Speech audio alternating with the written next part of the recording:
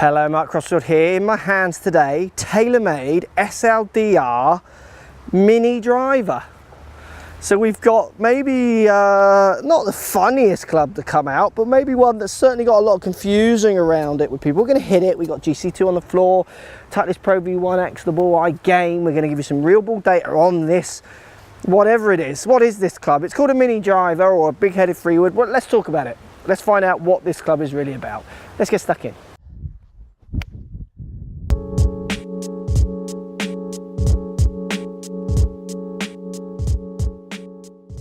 Right guys, TaylorMade SLDR mini driver. We're going to hit a few shots. Got a horribly windy day again here in the UK. God, take me back to Carlsbad, please. This is just, this weather in this country is painful.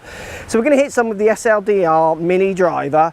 We get speed slot down at the bottom, helping with face hits or strikes from all over the face, certainly lower hits they're saying.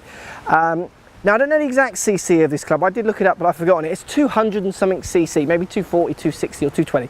It's a big head. Your average freewood CC head is around 1 something, so 1.8, 1.6, something like that, I think. Look up the specs online if you want the exact CCs. Basically what I'm saying, this is a very big headed freewood. It's a 14-degree loft. They're calling it a mini driver. It's the length of a freewood, but it's kind of bridging the gap between driver and freewood in head size. So not as big as your driver, but certainly much bigger than your freewood. Now, when I look at this club, and if we look at the SLDR, so you're going to have low forward CGs, that kind of thing in this club a bit as well. It's all SLDR branded up.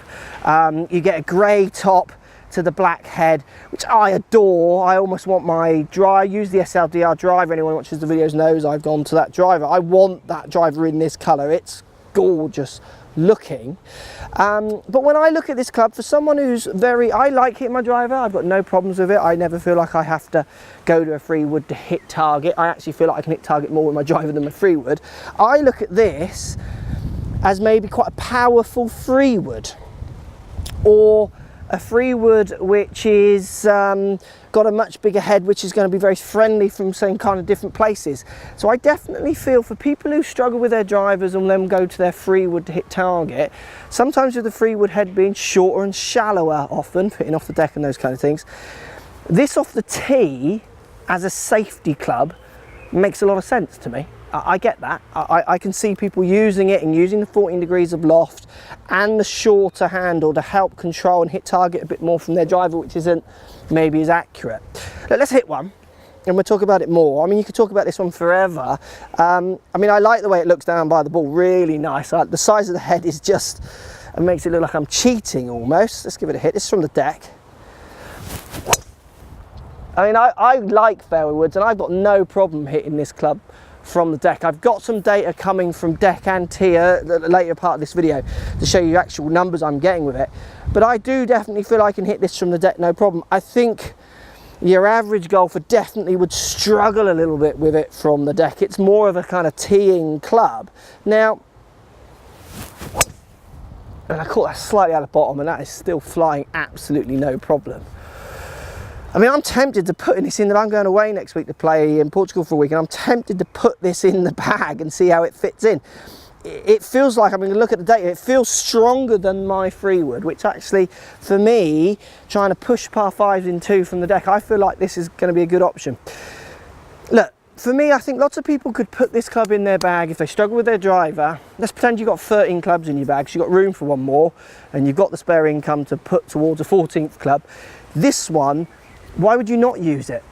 So you could almost go driver, this one, forward. See what I mean? So forward from the deck, 220, whatever you hit your forward, 230, 200, whatever. This from the tee when you're nervous, get your driver out when there's a bit more room.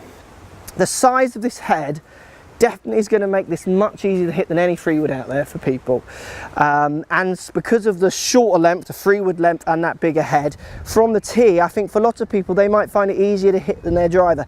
It's definitely a club you've got to get out and try.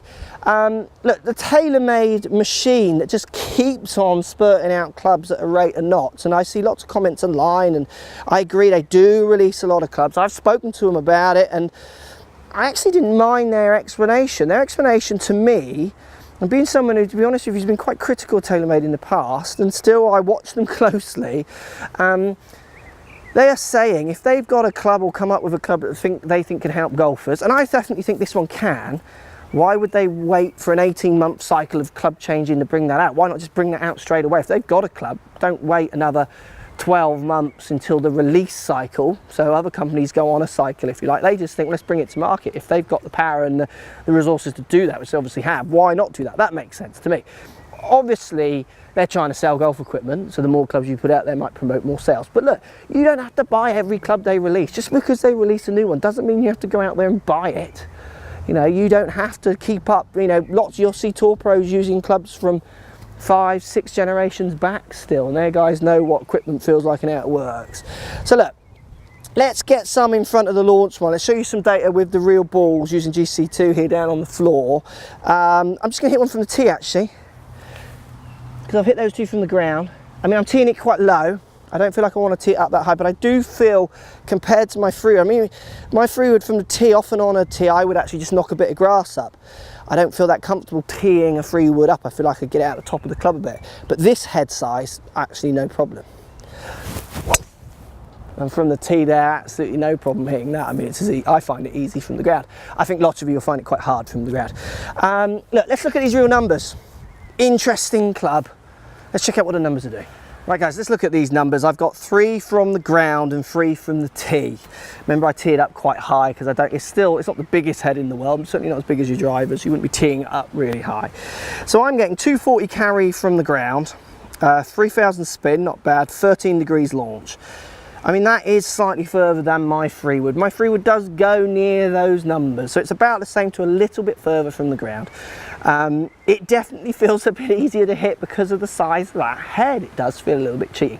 Do worry maybe that it might spin up, but from those numbers, they're pretty good spin numbers. So I'm getting good results on that. I'm very tempted to put this in. Now from the tee, I'm carrying an extra 3 yards, so not much in it, but I'm spinning down at 2.5, so the spin drops down, so as soon as I put the ball on the tee, I can hit it in a higher part of the face, which will reduce the spin. And what happens is I get a slightly higher launch as well, because I'm hitting higher up that face, and I'm probably hitting up at the ball slightly as well, because as soon as you put it on that tee, I feel like I could get a degree up at it, where on the ground I feel like I've got to kind of be quite level, even sometimes down if it's sitting down at it. So from the tee, it's definitely sneaking a little bit further. It's going quite close to my driver. My driver carry is around 260, 270 for me as a bomb. So at 243 carry, yeah, it kind of fits in there. It fits in there as a slightly strong free wood. It's quite versatile, which you wouldn't expect, but it's versatile for me because I enjoy hitting my free wood from the ground. I think lots of you are going to struggle with this from the ground. Let me know what you think, guys. I'm going to try it on the course, definitely. I think for those of you who want to use it as a second driver, yes, if you've got space in your bag. It's almost like a lob wedge, this club, isn't it? It's almost like an added club. If you've got room and you struggle with your driver and you think your free wood doesn't quite go far enough, or you're a bit nervous because the head is small, you would put this in all day long if money's no object and you can, you know, afford to put it in there. It's certainly not a club you need to all rush out buying, and I don't think you're going to see masses take up of it on tours and things like that. It's one of those ones where I think a manufacturer is almost discovering or trying to just fill the market with as many clubs as they can to make as many sales. That's the truth. But also, there are some people out there who will buy this and get use out of it. I'm going to try it. I think you'll see it a couple of times in Portugal, and if I get on with it, it might stay in the bag. My only concern is it gets a bit close to my driver and then I have a gap between this and my 5-wood, but hey, we'll come and see that. So SLDR TaylorMade Mini Driver, interesting club. Let me know what you think. Post comments down below. I'd love to hear the comments on this one. It'll be an interesting one. Let the comments begin. Thanks for watching. So if you like what's going on here, don't be afraid to subscribe to the channel. Also thumbs up the video, post comments. Love to hear what you guys got to say. Let's keep it social. The more we talk, the more we share, the easier this game will get for everybody. So if you want to find me on Facebook here, you can find me on Facebook. If you want to tweet me, find me on Twitter here as well. Just follow the links, all in the description. Come and join the show. Get active, get involved, get playing some better golf. Thanks for watching.